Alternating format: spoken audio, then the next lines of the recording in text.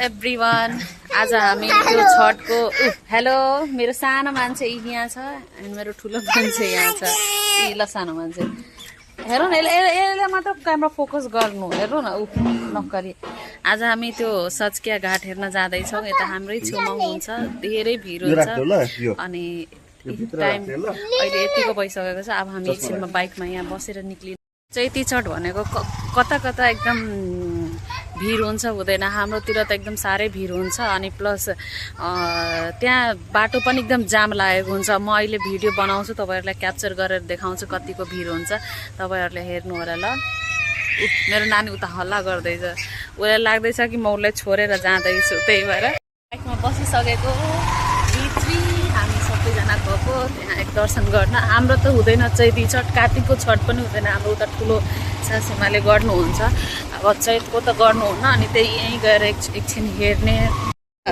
हाम्रो चोकदेखि घाट जाने बाटो पुरै बिगारेको रहेछ कि अहिले अनि जानै पुरै टाइम लाग्छ अनि अप्ठ्यारो पनि जाममा ढिलो हुन्छ सबैतिर सकिन्छ यहाँको बाटो बन्दैछ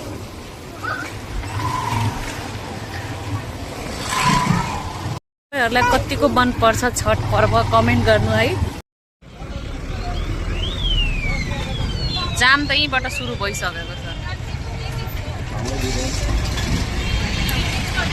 उता जानुपर्ने यहाँ हेर्नु साथीहरु बाटो कस्तो बिग्रेको रहेछ धुलै धुलो छ किनकि आज धेरै भिड हुन्छ यो बाटोमा छठ पूजाको लागि अगाडि त झन् भिड हुन्छ हेर्दै गर्नु होला सो हामी अब पुग्न लागे एकछिनमा पुगेछौँ कस्तो बाटो धुलै धुलो भएको यहाँ धुलो बाटो भएर गाइस मैले मेरो नानीको मुख यसरी छोपिदिएको छु लास्टै धुलो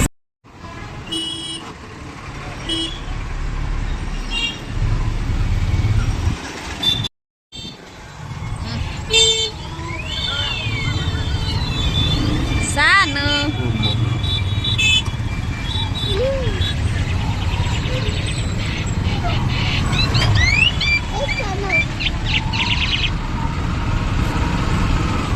सायद पूजा सकिसक्यो अनि पनि भिड छँदैछ यता पूजा सकिसक्यो सायद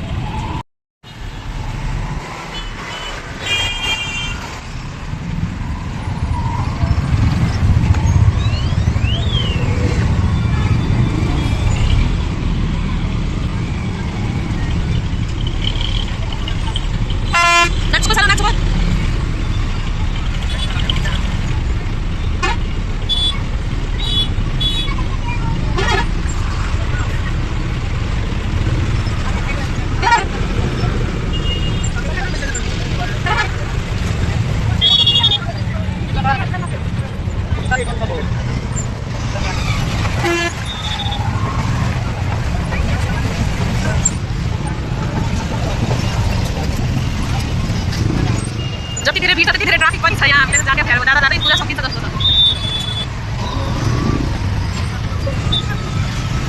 सानो नाच्ने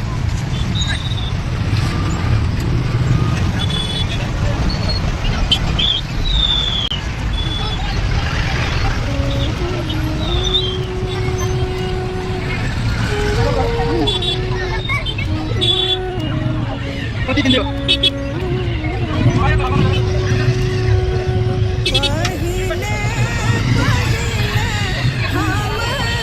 स्टलर पनि लागिरहेछ खानालाई बोक्छु खाने भने खाना पाइन्छ मुङफलीको ठेला यहाँ सानो खेलौनाहरू पनि सानो बच्चा खुसीको लागि टोयजहरू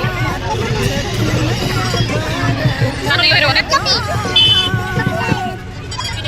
हेर्न सक्नुहुन्छ कति धेरै भिड छ अनि कति मान्छेले पूजा सकेर घर जान लाग्नु भएको छ अनि यता यस्तो भिड लागेको छ ब्लग बनाउनु पनि लाज लागेको छ मलाई मान्छे यता के भन्छ यस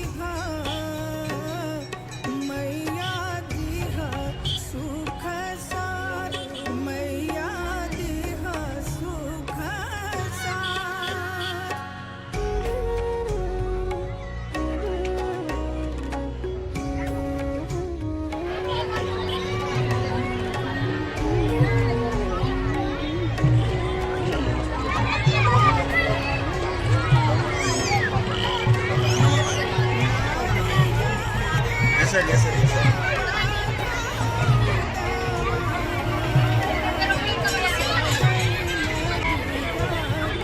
सानो नमस्ते।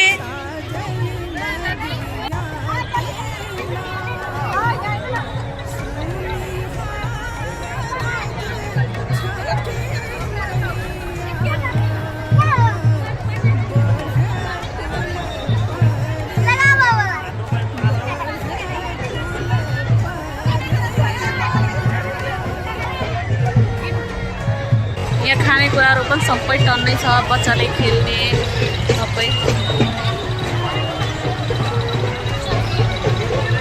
कस्तो लाग्दैछ बुढो? रमाइलो रमाइलो। सानो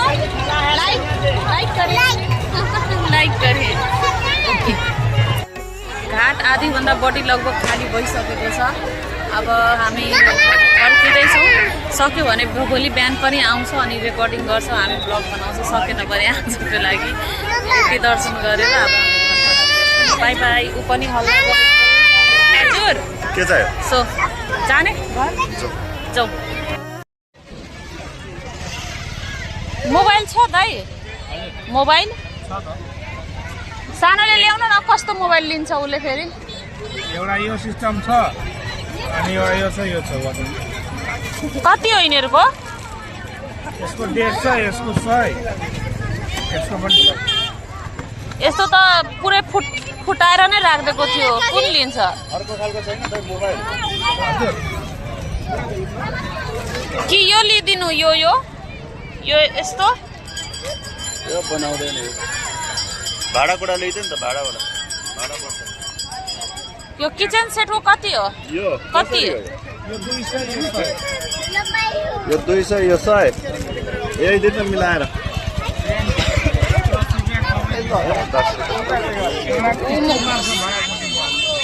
होइन यो ठुलो छ नि, यही दिनमा। सुन न, यसले फेरि मोबाइल भनेको भनेछ त। मोबाइल होइन, यो लगिहाल्छ। ल सानो यो लिने, यो भाडा यी कुकिङ गर्ने कुकिङ यसमा ग्यासमा नलिने। यो कस्तो राम्रो ल थ्याङ्क यू। कति दिनु भाइ? 180 दिनु। 50 गरिदिँदैछु है, 50 गरिदिँदैछु। ल जाउँ त 150। त्यो तिम्रो होइन नि, छोडिदेऊ। 50 है दाइ? जल्दी रहेन हौ। गरिदिनु न। ल 60 गरिदिनु। 60 गरिदिनु न। 60 राख्नु न दाइ। यहाँ झरेको छ तपाईँको सामान। यो सामान राख्दैन माथि।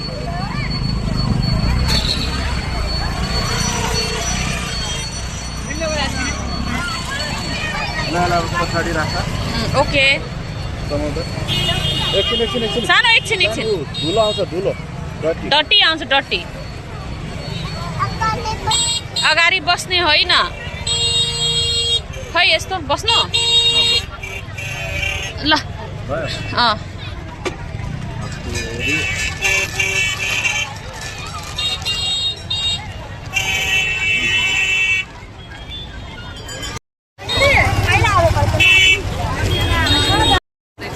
हामी यहाँ ठुलो जाममा फसिसकेको छौँ।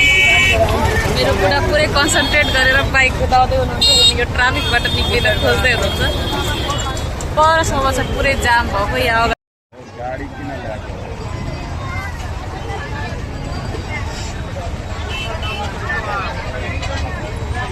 घर जाँदा जाँदा अँध्यारो नै हुन्छ जस्तो छ त हामीलाई।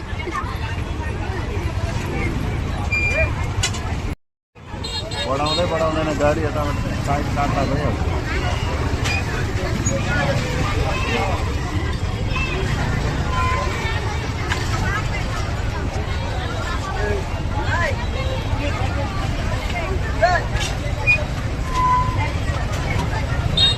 फाइनली एउटा जामबाट हामी निक्लिसक्यो। अब अर्को जाममा पर्न जाँदैछौँ। अगाडिको पुरै जाम छ, बाटोभरि जामै जाम छ।